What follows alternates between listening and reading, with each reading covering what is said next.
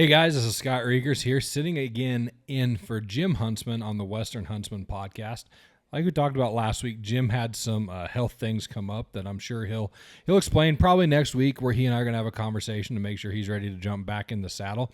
But today I am joined by Todd Helms, and we are going to go down a he's waving, so for those of you listening, you don't get to see that fun, but that's a good reminder. Make sure you subscribe to the Western Huntsman YouTube channel, because that's a good place to be able to watch and listen as well. Yeah. All of the podcasts here at Eastmans have a YouTube channel, so if you are a YouTube nut, make sure you have subscribed to each of those, because that's a big way that we're able to send you notifications. You can see when new podcasts come out, and some people just like to watch podcasts on YouTube. So I know I do.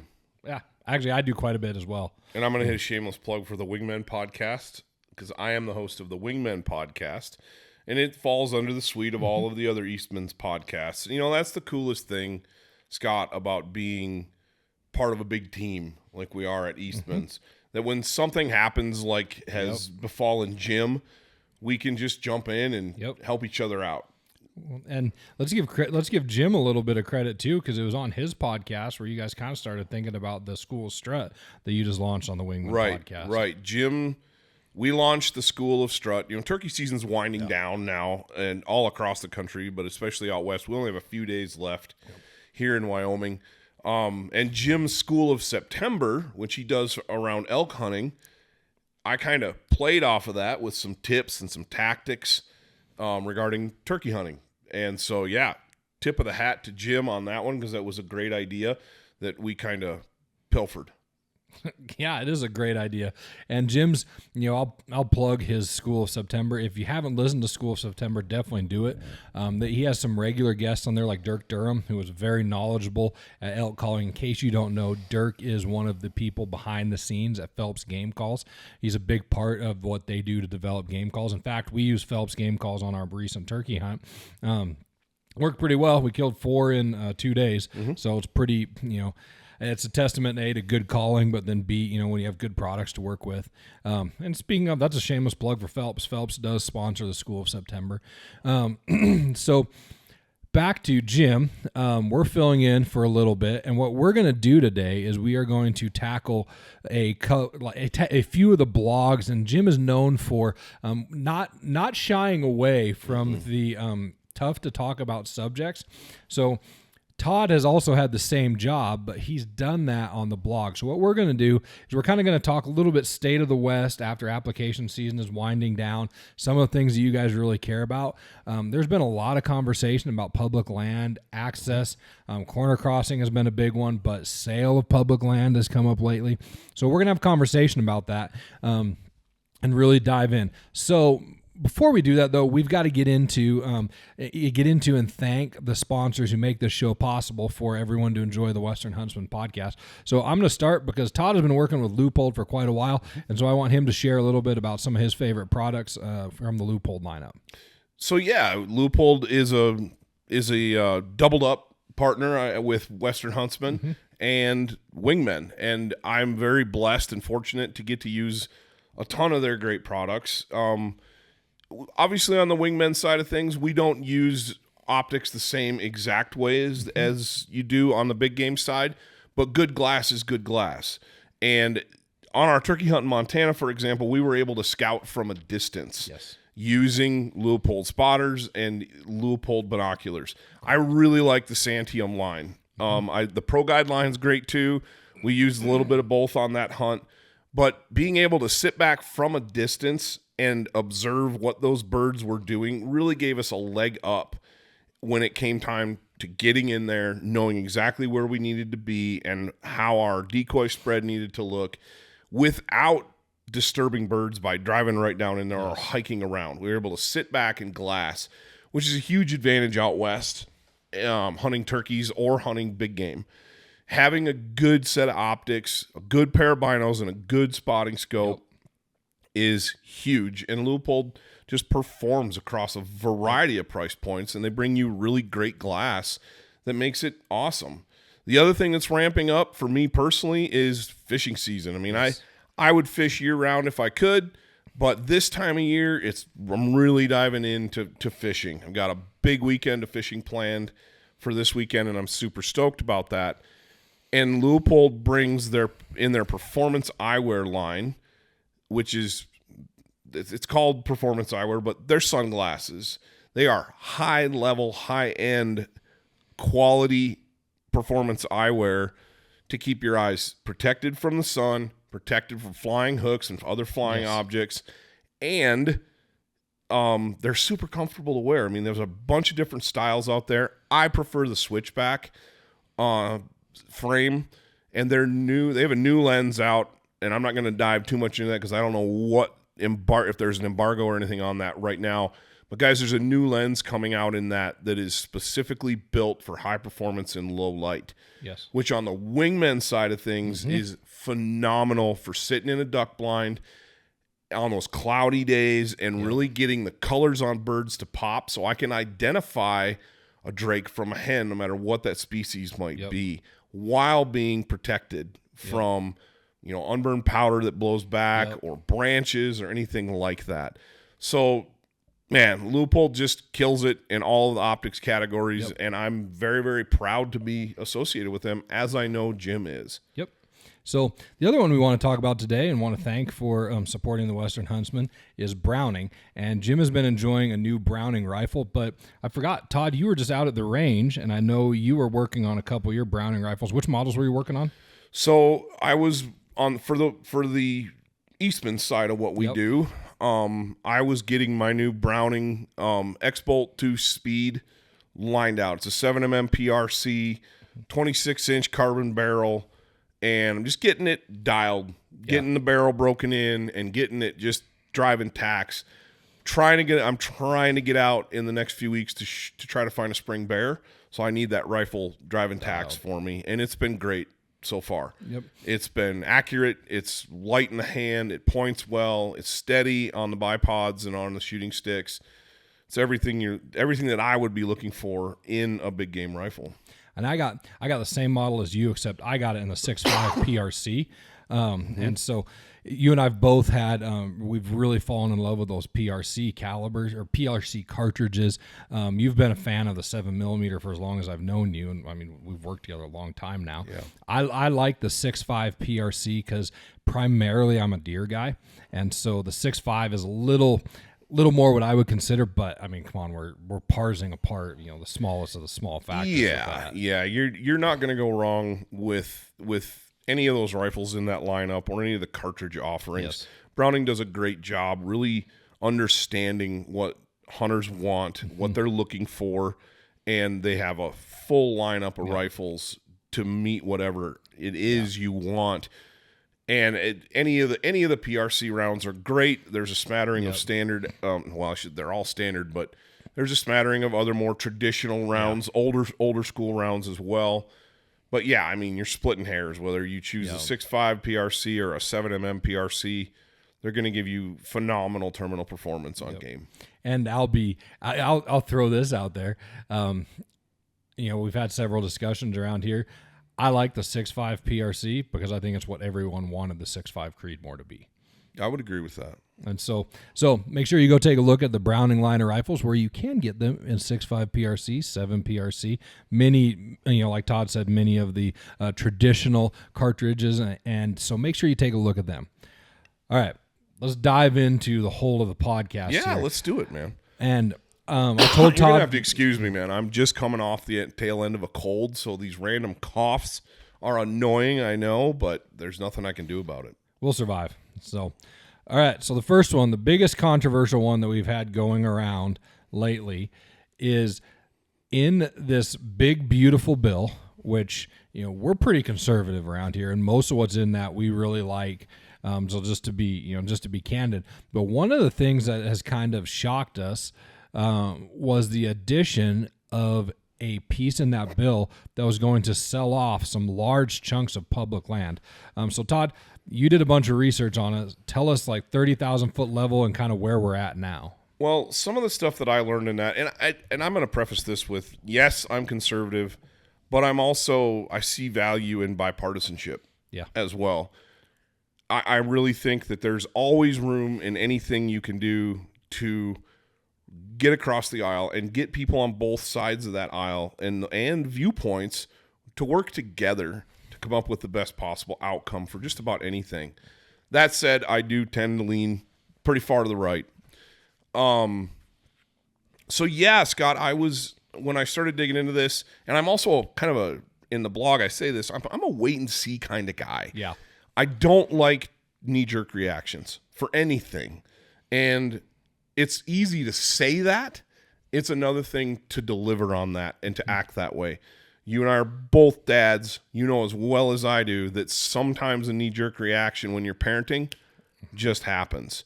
Not ideal in most situations. And I don't think a knee-jerk reaction is the right reaction in most avenues of life. So we here at Eastmans have it. We're very much like, we know the ins and outs. We know a lot of, not all, but a lot of the inner workings of a lot of this stuff, like this proposed public land sale. And there's always more than meets the eye with this. Yeah. And while I am definitely like, no, public lands are not for sale. Keep them public.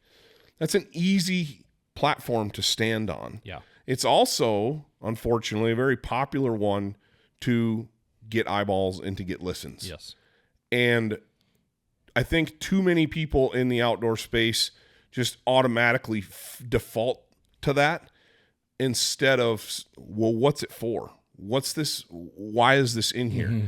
And the way that the language got inserted in the bill, it was late night. It seemed really sketchy. Yeah. And I think it probably was, but there was a little more to it than that. There was the stuff in the land that was proposed for sale in Utah, for example. And it was Utah and Nevada, and it was originally about 500,000 acres. And at the last minute, it looked like there was a lot more. There was a bunch of press that came out yesterday about it being a lot more than initially thought. Now, that said, I didn't get to deep dive that. I don't have those substantiated numbers either. But yes, it seemed like it was more than double that amount, actually. Yeah. So my first thought is, why? Mm-hmm. Why are we trying to sell this land? Why are people going after this land? Because quite honestly, if there's a good reason for it, I want to know that. I think the biggest thing that was disturbing about all of it was that it seemed like it was under the table. Yeah. And there wasn't any transparency or public comment, public involvement. That's not cool. That's not cool. If you've got an idea that you need a parcel of land for local government, for local infrastructure, for, I don't know, maybe it's a mine. It's a rare earth minerals mine, rare earth metals mine that's not going to be great if you lease it. Then there's reclamation involved, and a lot of that rare earth stuff, the reclamation processes aren't really feasible. Again, I'm just speaking kind of off the cuff at this. I am not a rare earth minerals expert or a mine reclamation expert. So in that case, it would make sense, sell that property to someone to do that extraction, or make that and invest in, have the local government buy it and invest in it, do what they need to do with it. Because what's happened is these federal agencies have become so bureaucratic and top heavy that dealing with them to get leasing, to get permits is almost impossible. Mm-hmm. So you had local communities or companies that were just wrapped up in red tape and couldn't get anywhere. Yeah. And this land is sitting there. A lot of it was land that was adjacent to developed property. And again, I'm going off of what I've read and the research I've done. I'm not claiming that I know every little facet of this. So when I start digging into that, I'm like, okay, that makes a little bit of sense. But the proper channels still need to be followed. And that was the disturbing part, is it didn't seem like that was the case at all. It was like, no, let's just slip this into this giant, big, beautiful bill and hope nobody notices. That's what it seemed like. And I there's two sides to the don't sell public land thing. I think there's a side I'm coming at it with from where it's like, okay, if there's a good reason for it, let's talk about it. Let's figure it out. And if it works, if it makes sense, then let's explore that option. And then there's the other side. It's like, no public land sales for whatever reason, period. Mm-hmm. Both sides have some merit. Yeah. And there's passion. There's definitely a ton of passion on the keep public lands in public hands. Yeah. And I get it. I am with those folks the majority of the time. But it comes into usage. What it boils down to me is, what is the intended use? What is the reason behind this sale? The purpose behind this sale?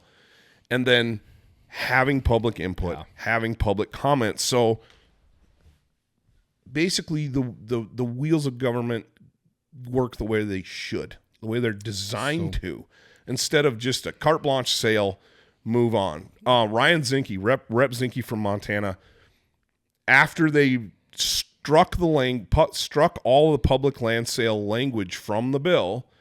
Now this is a 1,000-page bill, so there's more. This isn't over.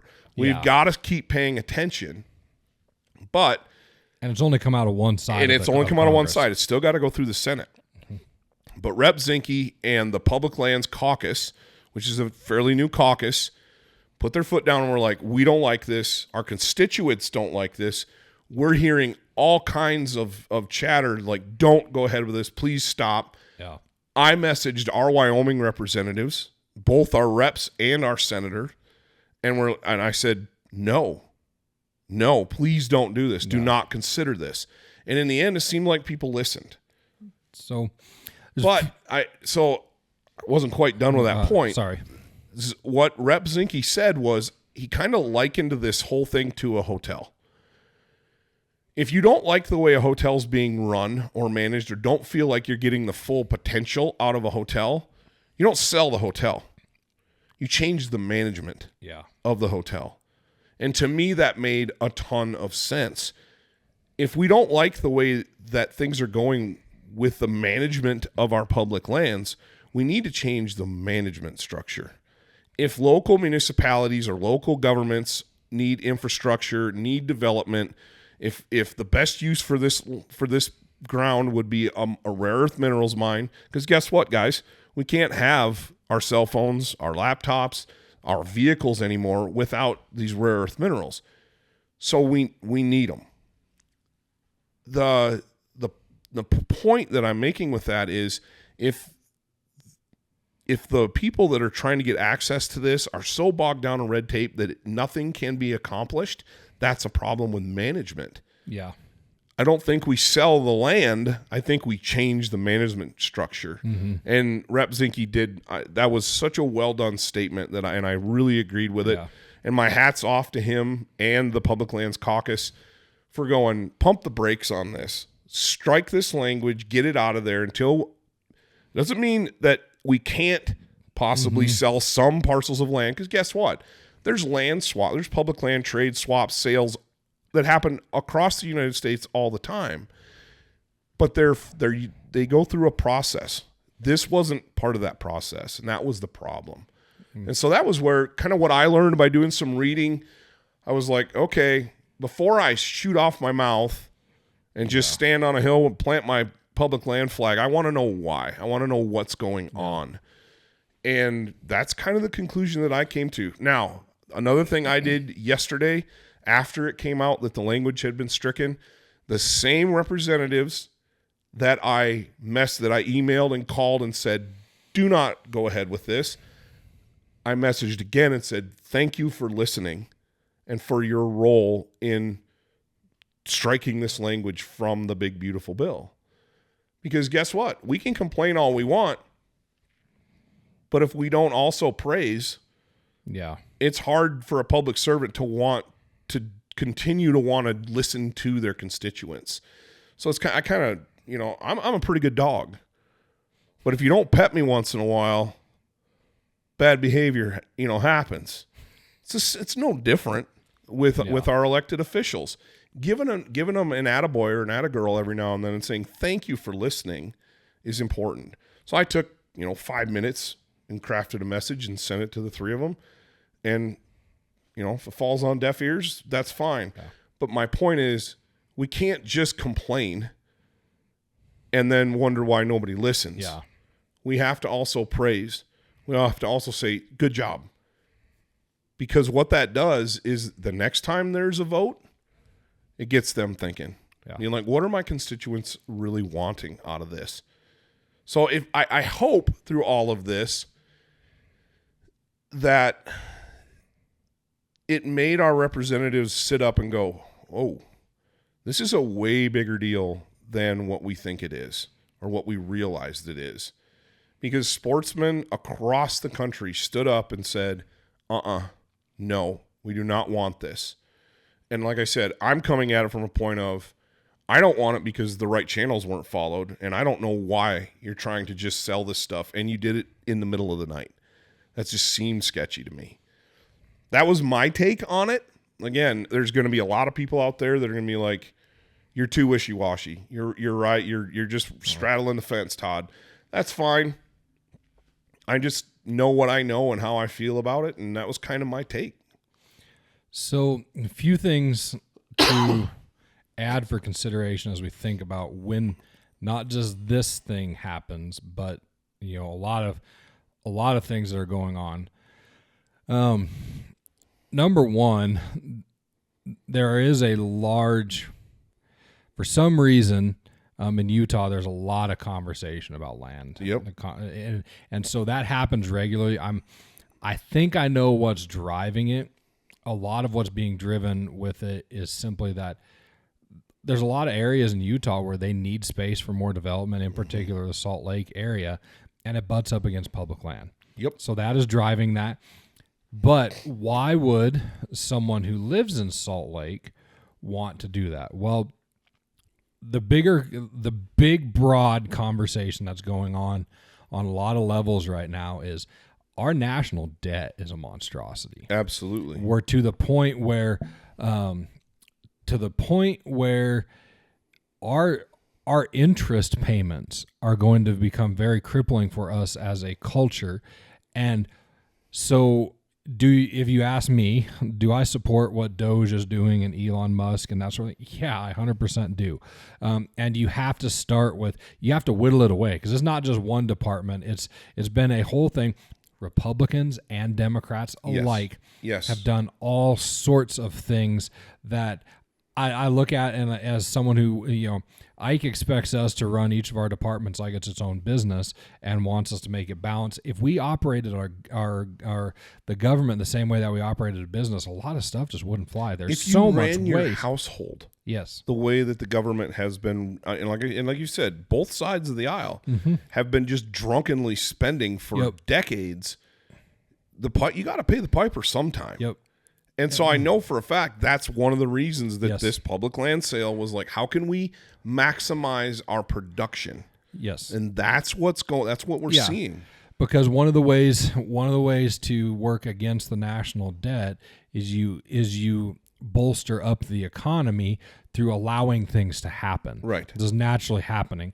Pump all the cash that we pumped in during the COVID area is not helping us because that went against the national debt ledger, and that's a big problem. So what happens is you have state representatives that never use public land from all over that look at it like, oh, that's cash.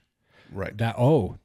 That's a business that could go on there. Even if it's for housing, they're looking at it for taxable purposes. Right. That's revenue that would encourage economic growth. Why are we leaving this land open? Now, I will also say this, that there is some land that is quote unquote public that if it were developed, it would not make an ounce of difference to sportsmen. But where sportsmen are coming from is if we give an inch, they're going to take 10 miles. And that's what they're concerned with. And that's I do fall into that camp because I've seen that my whole life. When government takes something, you don't get it back. In fact, they just take more. And so I completely agree with that and can stand behind that 100%.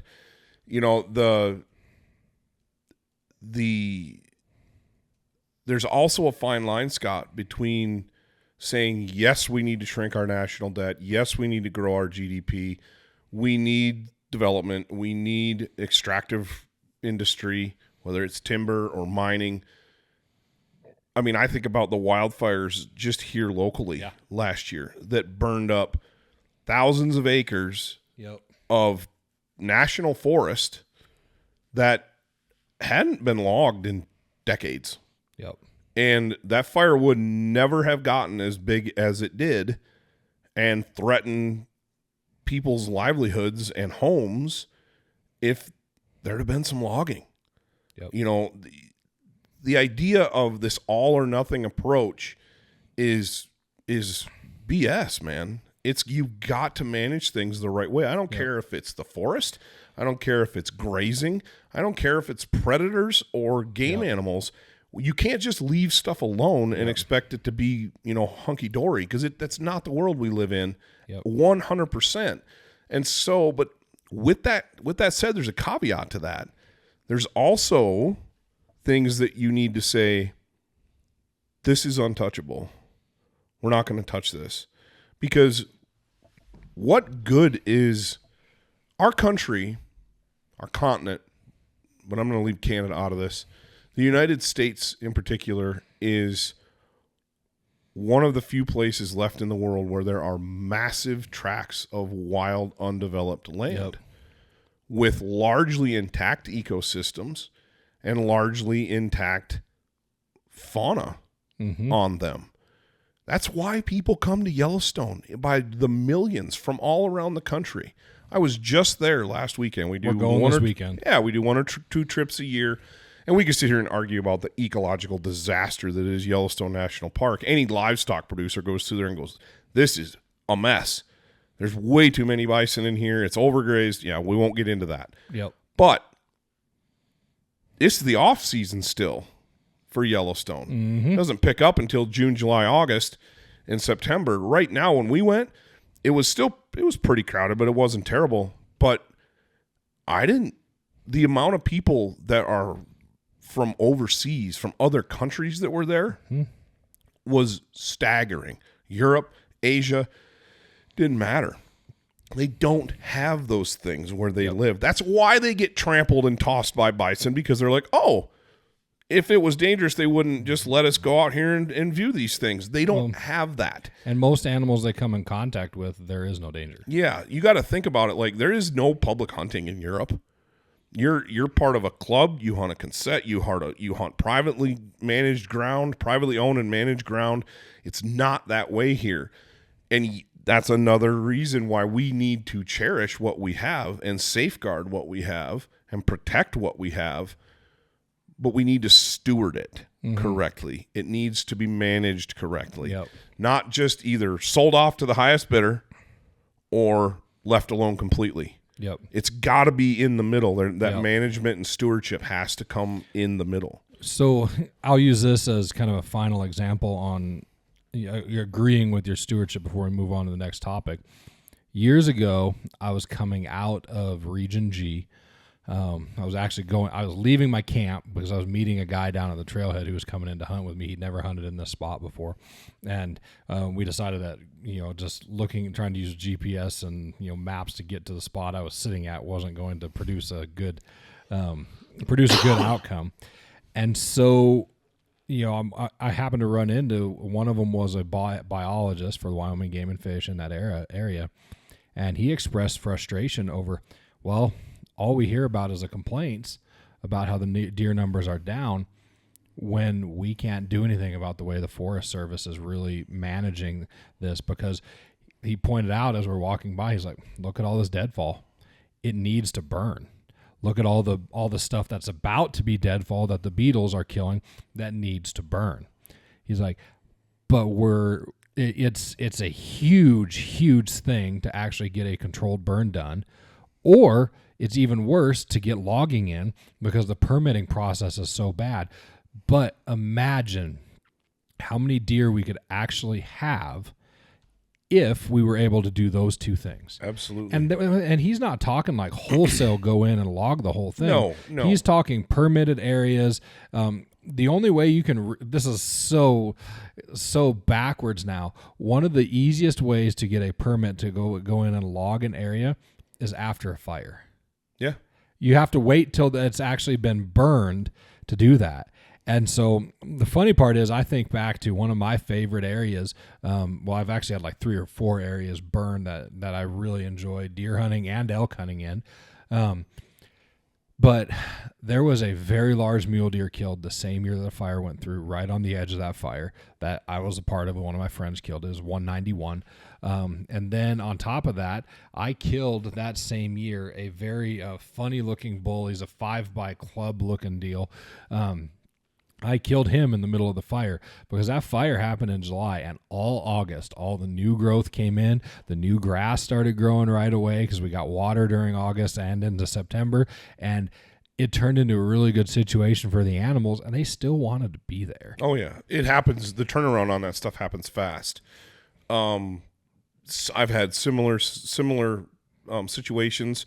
My wife and I found a fire in our favorite elk hunting area, found it when it was tiny, and called it in. They came out, the local boys got it controlled and pretty much put out. And then the wind picked up that night and flared it right up, and it burned a bunch of ground, several thousand acres. Today, it's the best elk hunting in that whole area. Fire in itself isn't a bad thing. In fact, you can make lots of arguments for fire suppression being a large reason why game like mule deer in particular are struggling across the West, because nothing lives in a mature monoculture ecosystem like these giant forests. Naturally, they need to burn, and so when we don't steward the resource correctly, we don't get the best results out of it. Gotcha. Yep. Let's move to the next topic, man. There's going to be a ton of there's going to be a ton of people that are like, you're an idiot, you don't know what you're talking about. That's fine. That's the beautiful thing about podcasts is we can get on and run our mouths, and then you guys make comments and tell us how stupid we are, and honestly, or how smart we are, depending on how you feel. Honestly, I think that's good though, because you're opening up discourse, and back to my original point about there's room for conversation. 100%. As long as that conversation is taking place. 100%. All right. So let's go ahead and while we're discussing public land, let's talk about where is corner crossing at, because we've had a new development happen. I haven't dove into the weeds, but you and I have both done articles like pretty extensively because it's been a long process with the corner crossing deal. But did you catch that there's been an appeal to the Supreme Court? I did. I saw that this morning. The owner of the ranch where the corner crossing stuff took place in southern Wyoming, the incident that's literally started the fire, I guess you could say, has appealed to have that case heard before the United States Supreme Court. Now, who knows? Again, it's kind of a wait and see deal. Right now, it's been labeled as nope, it's legal. You can corner cross in the district. Yes. That's not nationwide. It is not legal in Montana. So for any of you thinking in Montana, because I know that's where a lot of this is a hotbed conversation, it is not legal in Montana. Wyoming, it has been, but I'm not doing it. Here's why. Finding that exact point to cross over, it's very easy to trespass where 4 pieces of property meet up. Right. I completely agree. It's not my style.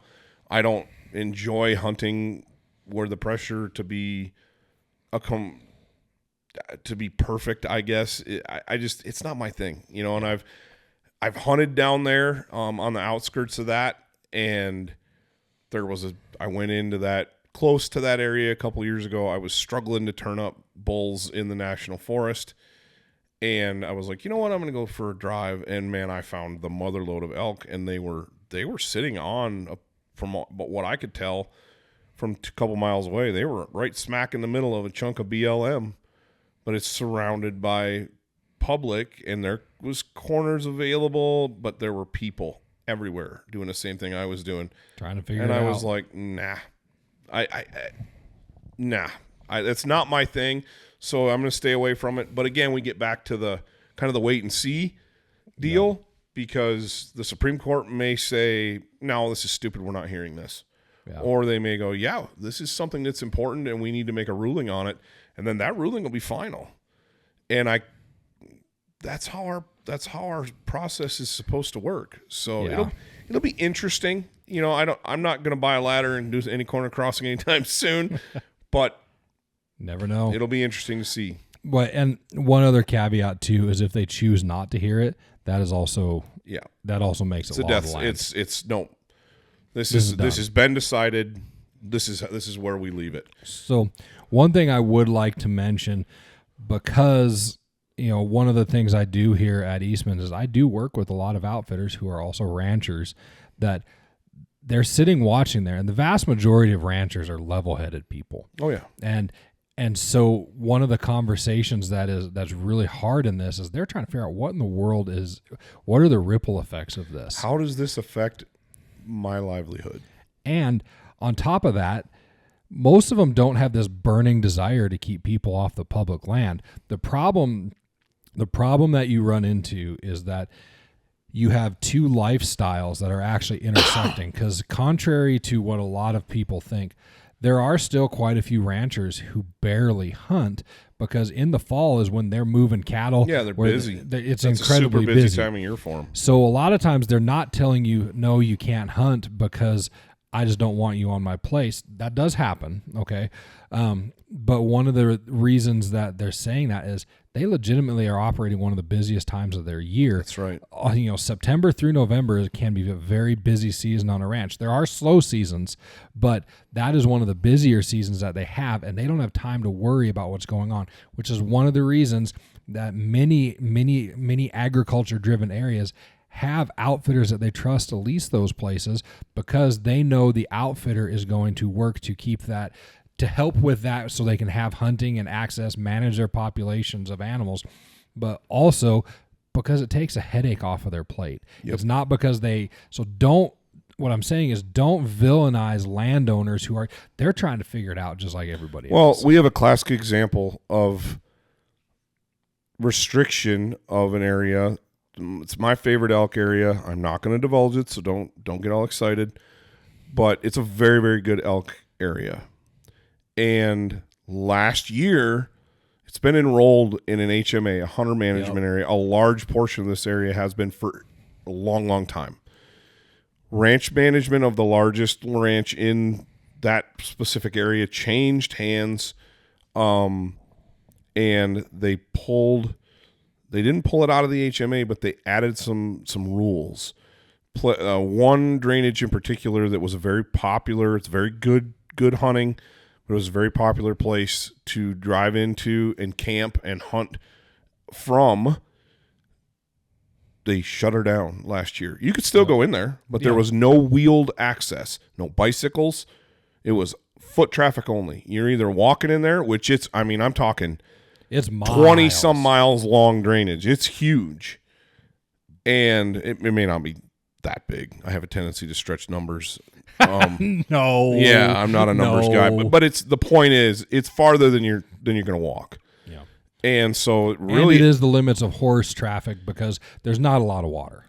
There isn't a ton of water, and it's a lot of it's actively grazed. So any place you're going to want to graze stock, the cows have been in there all summer, and so there's not a lot of feed for stock in there.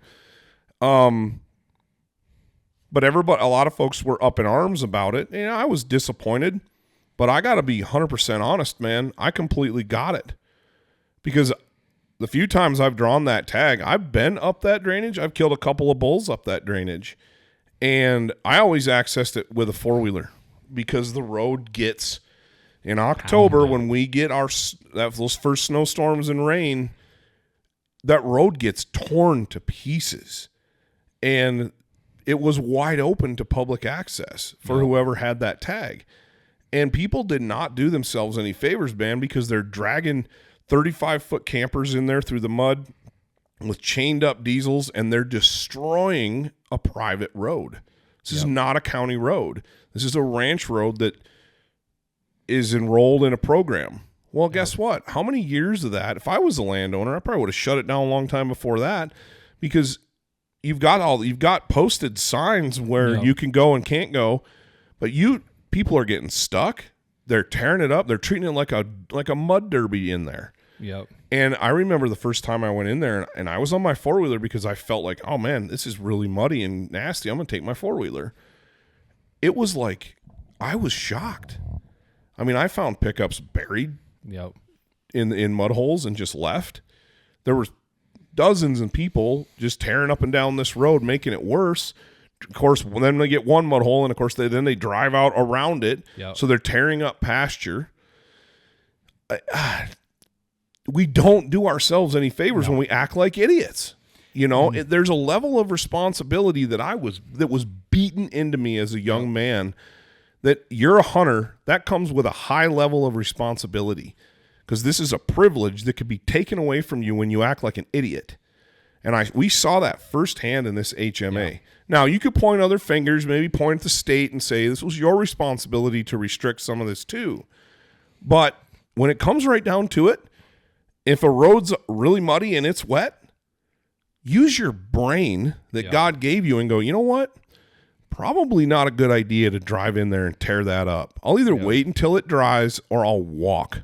Yep. Or I'll take a low impact vehicle like a four-wheeler, something that's made to just ease through there. Minimal impact should be on the forefront of our minds. And then when you treat it like it's your own, you tend to treat it better. Yeah. Instead, it's just, this is public land. Well, it's not public land. It's private land in a public access program. And now that's taken away. Yep.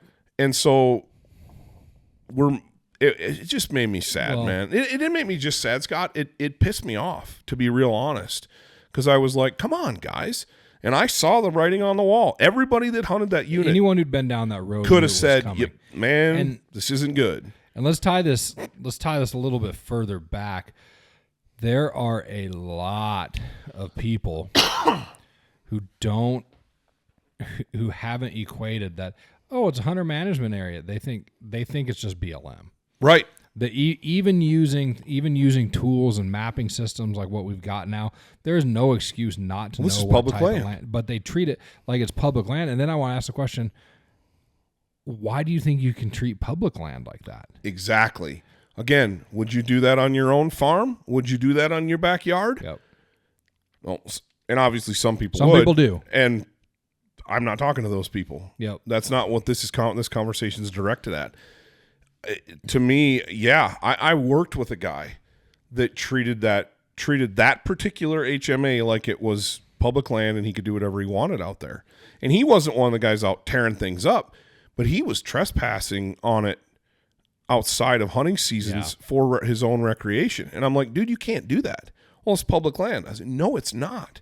It's private land that's enrolled in a hunter management area. There are rules that you have to follow. And picking up elk sheds in March out there to get a jump on everybody else is not legal. It is against the rules. Yep. And what you're doing is a black eye on all the rest of us who aren't doing that. Yeah. So stop being an idiot. And here's, with the tools we have access to now, there is never a good excuse to be doing something like that, because I know in multiple mapping apps, you can now go look at it and it tells you what type the land is, and you can click on it and it'll take you to the link where the handbook is online. Yeah. You can read it online and you can see the rules. Like I've got a very specific set of walk-in areas that I use in a region around here, and I'd found turkeys on one of them, like a lot of turkeys on one of them. Like, I'm coming back here this spring. They're going to be here. This is perfect. There's habitat, there's roost, there's cover, there's all kinds of feed with the crops. I mean, the crops are getting rotated, so no matter what, they're going to be in this area. It's actually not that different from where you and I were up by JD's, the way that the cover and what they have right on the river bottom. And so I go in last spring to go look at it, and I check the rules, and I'm like, oh, that one's not enlisted, but the neighbor's was for spring. So I went and hunted on there. And I saw turkeys. I didn't have the mother load like what I did, just because proximity to the roost was not as good. But the most important thing that happened was that I checked those rules. Yes. Because I could have been the reason, if I had just gone on there and went turkey hunting, I could have been the whole reason that area might have gotten pulled because somebody didn't pay attention to the rules. That's exactly right. Now I do know the landowner who owns that place. I could probably go knock on the door and ask for access. But I also knew that I should have done that back in early April. Right. Beforehand, not the day of when I want to go do something. And if I'd done that in April, I would also know where they're at with calving because they run cows on about half the place. Just different things that in the understanding calving, what's going on. And the calving ground is probably why they don't want turkey hunters in there. Yep. Because they don't want people in there running around while they're trying to calve on it. Yep. And again, it's a balance of that. But, your dad was in law enforcement. Mm-hmm. You've heard the expression, ignorance is no excuse. Yep. I mean, that is in every hunter safety manual across the board. Yep. Ignorance is no excuse. Know the rules. And I would take that a step further when we're talking about these private lands that are enrolled in public access programs. Treat them like they're yours. Yes. With respect, and treat them how you would want them to be treated if you were the landowner. I don't know. It's so common sense in my brain that it just infuriates me when I see people being morons out there. Oh, yeah. Because I'm like, what are you doing? It will drive you crazy watching the whole thing. Anyway, we could beat that horse even deader than it already is, but yeah, man, treat it like it's your own. Take care of it, respect it, and you'll probably have access to that in perpetuity if you take care of it. So, speaking of kind of black eyes, let's talk about this Montana helicopter incident. So, what happened with that one? That was super interesting. Again, I wrote a blog on that, and I took a pretty dim view on those guys' actions. What happened, Scott, was there were 3 Army National Guard airmen that set a Black Hawk helicopter down in central Montana and retrieved elk antlers off of private property. Yeah, sounds ludicrous to me. So much so that if that headline would have popped up in like April 1st, I'd have gone, April Fools. But it really happened. It happened. And these guys are, they're, I'm not going to get into personal details about them, just to say that, they're in their 30s. They're not teenagers. They're not 18-year-olds. They should have known better. And now, do I think they ought to be, court-martialed and thrown in the brig? No, that's probably a little extreme. But there needs to be a public apology issued. There needs to be some reparations made.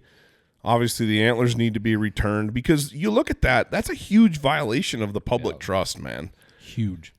Massive. And folks that live in the West, that's why you're listening to the Western Huntsman podcast. If you haven't figured it out already, for those of you that don't live out West, people in the West have a deep-seated distrust of all types of government. I don't care if it's state, county, city, federal, doesn't matter. It just kind of runs through the water out here. And when you have a government entity like that violate the private property rights to that level, it's like, whoa. It was really interesting reading the comments on my blog. Most people from out West were like, yeah, man, throw the book at them. That was horrible, stupid. Yep. And a lot of people that commented on, and let's talk about, it was the Facebook post that I'm thinking of right now of this blog. A lot of the folks that commented on it that you could just tell they weren't from here. And they were like, oh, it's just stupid antlers. It's just this. And it's like, no, it's way more than that. Yeah. Yeah, the antlers are valuable. Brown elk antlers are worth a stupid amount of money. We all know that. And it makes people do dumb things. But it's more than that. It was the fact that they trespassed with a taxpayer-funded, multi-million-dollar piece of equipment and just did whatever they wanted to with it. Yeah. And it's like, hold on a second. If we can't trust you with the little things, how are we supposed to trust you with the big things? If we can't trust you to fly routine maneuvers with this piece of equipment and follow orders, how are we supposed to trust you with protecting our nation? And I think that's how a lot of folks out west saw that whole debate where, yeah, like I said, do I want those guys to be tarred and feathered and thrown in the break? No, I don't. I think that's stupid and extreme. But they do need to be made to feel the weight of their actions 100%. And I think that they will. So here, like we were talking about this in our staff meeting, simple reality is this. They broke not just rules, for flying, landing, different things like that. They broke but they also stepped out of line with their code of conduct that is expected as National Guardsmen. And so there's all kinds of things that they did wrong, and I think they thought they just weren't going to get caught. Probably. Is really, really what. Probably. And that again speaks to even more. There are more problems like that. Like I don't know these people. Like I'm not gonna get into whether they're morons. Or I'm not gonna defame their character. I'm just gonna call out BS on their actions. They are going to be in a world of hurt. We don't know how long they've been guardsmen, but they probably have forfeited all of their benefits that they would get for a lifetime for being guardsmen. Many people, there are many people who go into the National Guard with the intent of, I can do this for 20 years. Right. And then my retirement, I've got a retirement there on top of the career I've already been building. Right. And you're set up and in a really good position on top of a lot of the education benefits that you get along the way. I looked pretty seriously at it, just to be real candid. And so imagine being, when I looked at enlisting years and years ago, this was pre 9/11, before the buildup and that we got that came along with that. But I asked about becoming a helicopter pilot, and he told you you're too big. No, they didn't. I should be. The recruiter. I'll just put it this way: the recruiter was looking for bonuses because there is a quota system and bonuses that happen at different points. But one of the things that happened was that he told me, he's like, well, right now they don't take people who have had their eyes or need their eyes corrected, but they might let LASIK do a helicopter, and you're looking at a 7 to 8 year commitment to be a helicopter pilot. I thought flying an Apache would be really cool. So think about this for a minute.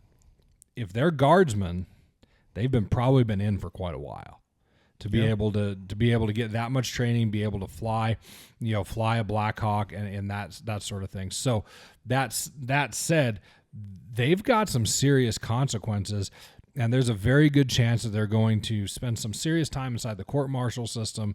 They are going to be paying a steep penalty, and that's just consequences for rules they knew they were breaking.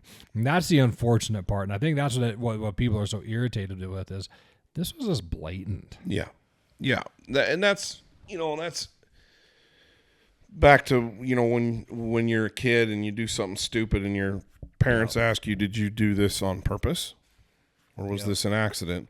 Well, this was no accident. No. And and so I think you got to look at motives, you got to look at the whole pie, man. And yeah, it's a bad deal, people making poor choices, and it caught a lot of attention. It certainly did. And I doubt that it'll get swept under the rug. I hope it doesn't. It won't. Like I said, I don't want to see these guys get crucified for this, but there needs to be reparations made for sure.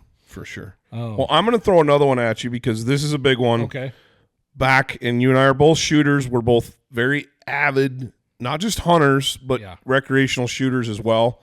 Oh, yeah, I forgot about this one. This is big. So in that big, beautiful bill was language from the Hearing Protection Act. And in the House, as far as the House is concerned, the bill passed by, I think, one vote in the House. And suppressors, a.k.a. silencers, are now deregulated. Yep. There is no more. They've been removed from the NFA, the National Firearms Act. And so there's no more tax stamp. There's no more need for regulation. There is no more, you don't have to have it in a trust. You will, if it passes the Senate and President Trump signs it into law, you will be able to go and buy a suppressor off the shelf at your local sporting goods retailer when you buy a rifle. It'll just become a part of a rifle setup, which, in my opinion, is long overdue. It should have been like that forever. Europe is ahead of us on that one, Scott. For crying out loud. Europe.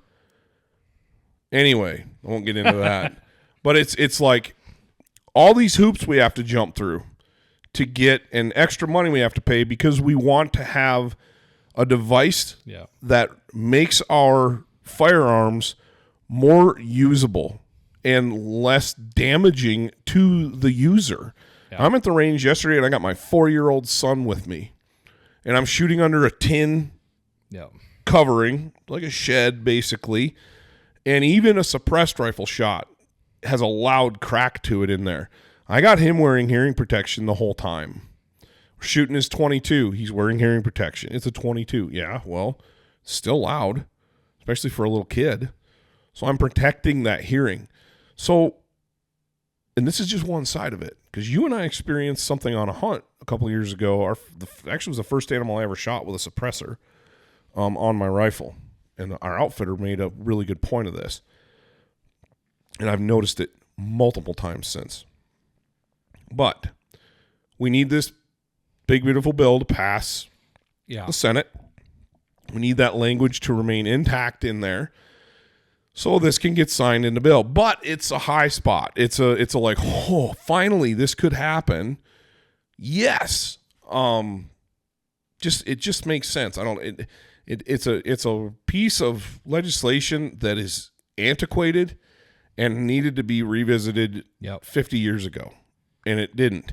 But the popularity of suppressors now has pushed lawmakers to have to look at that. And we have to give some credit where credit is due. The way companies like Silencer Central have figured out how to streamline the process, have made it available to the masses, and their work's making it faster. The last suppressor I bought, from the time of purchase to delivery, was like 3 weeks. Yeah, it wasn't that bad, and I've heard stories of less time than that. Yep. So we've made lots of strides, but the fact that we can't just go in and buy one, like a box of ammo or a rifle scope, it's a firearms accessory. Yep. It shouldn't be regulated to that level. Yeah. Here's the other reason. Obviously, we want to protect our hearing, but in a hunting scenario, when you're hunting with a suppressed firearm, it is less impact on the animals that you are hunting. Correct. And if you're hunting DIY on in the national forest in a drainage, okay, big deal. It's one rifle shot. If you're hunting deer on a tightly managed piece of agricultural ground and you need to harvest 10, 15 deer off of it, the more you shoot the rifle, the less those deer are going to want to come out in that field where you can get to them. But with a suppressor, they don't know what that is. Yeah, I shot my mule deer buck in Montana last fall, and I shot him, and he kind of hunched up, and he was with about 50 does in a field, and none of them left the field. He staggered over and tipped over, and the rest of them just kind of looked around like, what was that? What's going on? Now, I do think that as the prevalence of hunting with a suppressor becomes greater, animals will begin to associate that with a firearm or with a gunshot or with human presence. They will. They're not stupid. It's no different. They don't know. Animals don't know what a gun is, but they know know behaviors of humans, and they know that the loud noise somebody drops. Right. Exactly. And it won't take them forever, and they'll figure that out because it's still an audible sound. It is. They can still hear it. 100%. It's just way less disturbing, way less of an impact. So yeah, that's a big one, man. I'm excited to see where that goes. I hope it passes, and I hope it gets signed into law because it was stupid to have that kind of regulation hanging over our heads for a firearms accessory that makes everything safer. Yeah. It's less disturbance. It's, you're not damaging your hearing when you're shooting. Yep. Yeah, it doesn't make any sense to me that it to be regulated as. And people will say, well, what about public safety? What about this? What about that? Those people are going to do the things they're going to do, whether or not there's regulation on law-abiding citizens. Yep, correct. You're not going to have that. You're not going to get rid of that. Yep. And so, penalizing the actions of the righteous and the law-abiding citizen for the nefarious activity of somebody who's going to do stupid things anyway makes zero sense. Makes zero sense. Yep. So, all right, this is the one we'll close out just because it is bear season. There was a bear killed in Idaho that was the wrong bear species. Yep. So, where are we at with grizzly bears right now? I know there's been some conversations there, but also, let's dive into a little bit with grizzly bear identification and why that's so important. Yeah.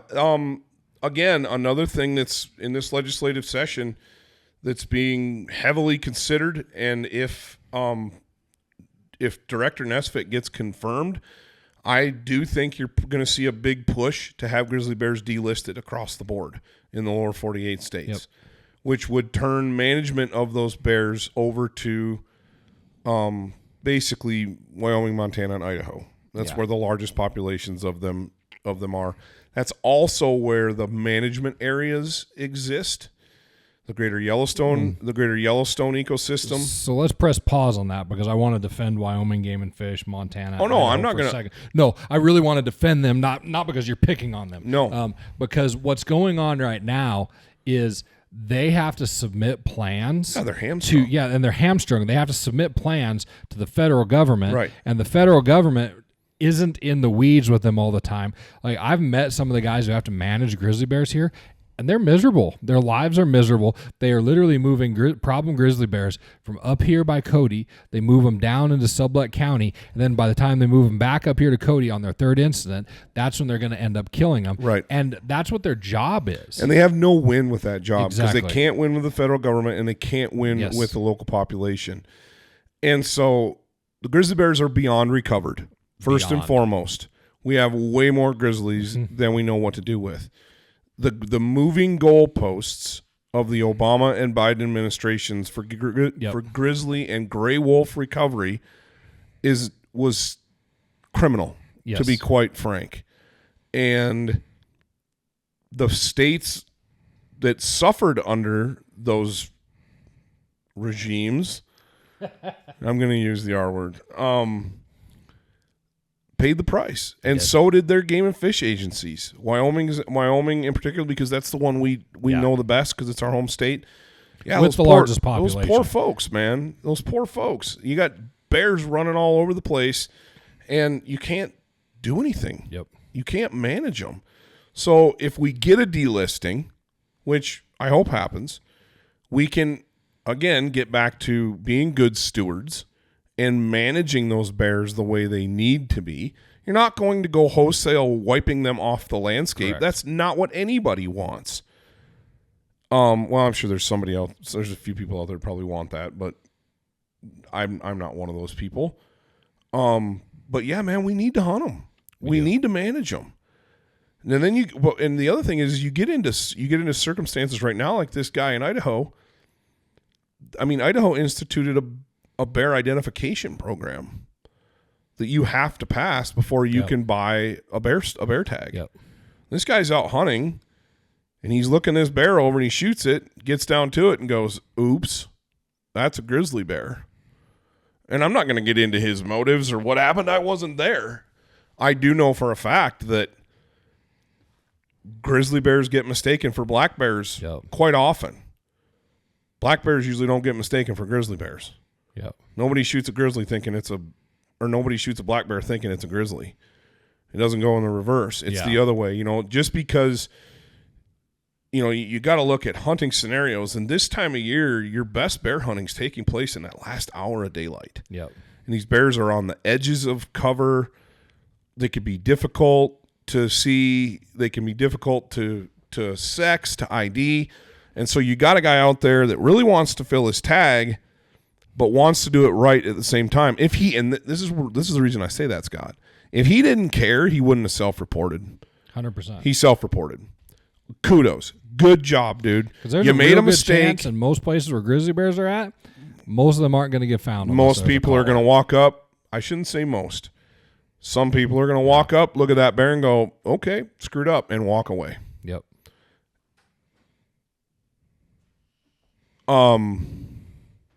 Sorry, we're checking card space. Yeah, checking card space because it's okay. It's not a big deal.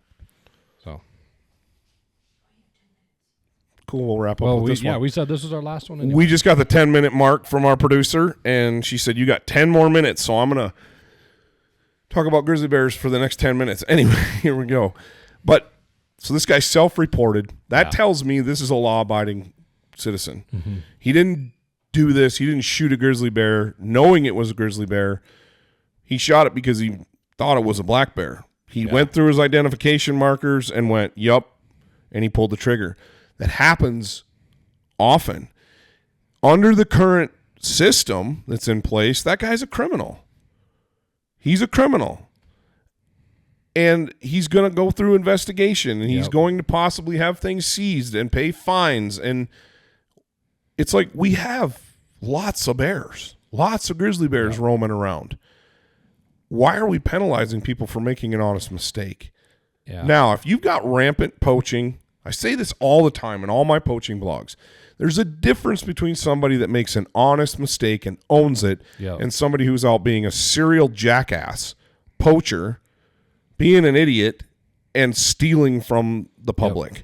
There's a difference. Huge difference. And the way you treat those people needs to be different as well. But under the current rule structure, it's got to be treated across the board. Now, I'm sure that there's some wiggle room. It's like, okay, yeah, this guy's self-reported. I certainly hope that they don't throw the book at him. But the point in all of this is we need to deregulate these bears so we can hunt them and manage them. Yep. Have a spring season for black bears. Have a draw tag for grizzlies in all 3 states.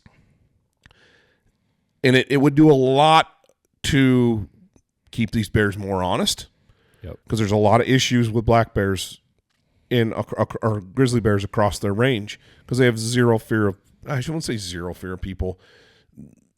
Most grizzly bears are going to do the right thing and run the other way. Yeah. As most wild animals do. But not all of them do that. And there's a lot of brazen behavior. I saw it when I lived in Alaska. I've seen it here in Wyoming. You know, I'm ramping up. My turkey season's over. I'm looking forward to doing some bear hunting. I was out the other night and actually found a black bear in a big-time grizzly bear hotspot. And I didn't have enough. It was too far. There was a river involved. I couldn't get to it before and rivers this time of year are pretty miserable. Yeah, so this time of year, rivers have saved a lot more black bears than they can. That's very true. Very true. But an acquaintance of mine, a friend of mine, he's been out, I don't know, half a dozen times, maybe more than that. This guy pretty much lives in the mountains, and he hasn't seen a black bear yet this spring. Not one. I think he's up to 30-some grizzlies. Wow. And he's trying to find a black bear to hunt, and he can't do it. And that's the case in a lot of areas. So, yeah, we need a delisting. We need this to take place. We need this to happen so proper grizzly bear management can take place. So this is probably a good closing thought. Imagine with me, if you will, if we applied the same level of pressure about grizzly delisting as we did for our the public land to public thing? Lands, how long would it take us to get a grizzly delisting? And we're not here. And here's the unfortunate part. We tend to live in our own little spheres and think about things that are going to happen to us. My cousins who hunt in Northwest Iowa, they aren't going to think about grizzly bears. Not at all. Ever. But I guarantee you they would write their letters if someone they knew were mauled by a grizzly bear. Right.